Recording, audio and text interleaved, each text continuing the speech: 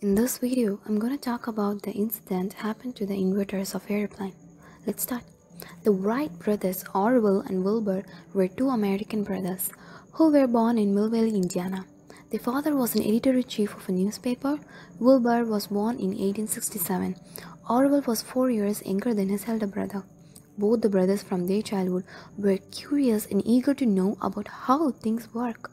But what fascinated them the most was a lovely toy known as Bat, which was gifted to them by their father.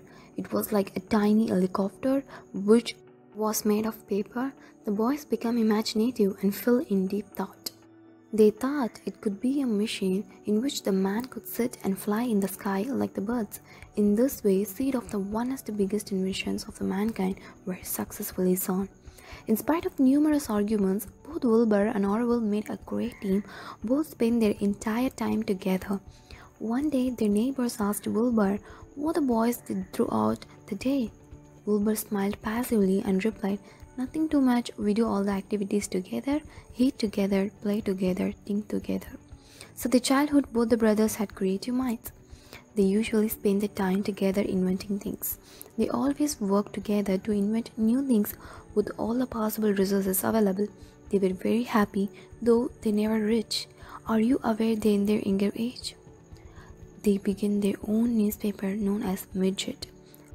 You know that Orwell established his own printing machine to produce hand copies of his newspaper. This was the developing era when machines had started becoming popular. Bicycles were getting popular, so both the brothers now decided to have a bicycle repair shop. This aim was to earn sufficient money for the secretly cherished big dream of inventing the first ever flying machine. In the year 1900, the brothers camped throughout the night in a place known as Lonely Kill Devil Sandhills, south of Kitty Hawk, to exercise their first ever glider, a forerunner of an airplane. It was a big kite-like object. The brothers were extremely enthusiastic about their wonderful invention, but when it did not work properly, both of them discussed at length how it could work. They continued working very hard on this mission and succeeded within a week. Both the brothers took turns lying on the lower wing of the new glider to enjoy their so-called first flight of mankind. In 1901, they succeeded in making an improved version of this glider, which could successfully fly up to 389 feet. But the brothers faced a big roadblock because very little information was available at that time about aeronautics. They did not have any idea how to go ahead. There were not so many books available and no resources to assist them. By this time, Wilbur lost all his hopes of fulfilling his dreams. In frustration, he once told Orwell, "Not even a thousandth of year will a man be able to make a successful and sustained free flight." But their frustration was short-lived. Both of them maintained heavy passion and hard work, and significantly, they were very passionate towards realizing their dreams.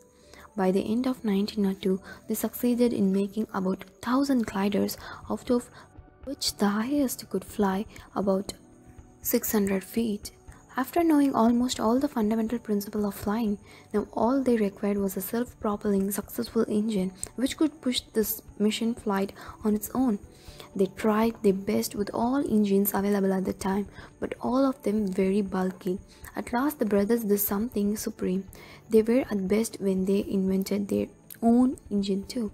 After this, they required a propeller also, which was unheard in the current market. So the brothers worked round the clock on their propeller and checked whether all the parts of the plane were kept ready.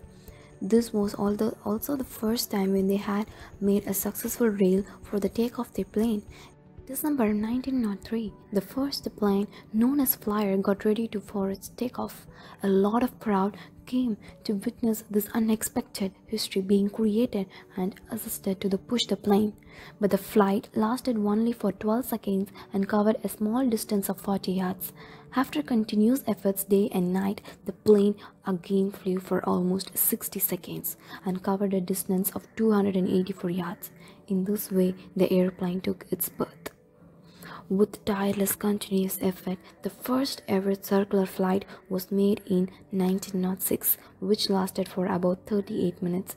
In this video, I want to share about you is Dreams have no boundaries, only passion, hard work, and creativeness is required.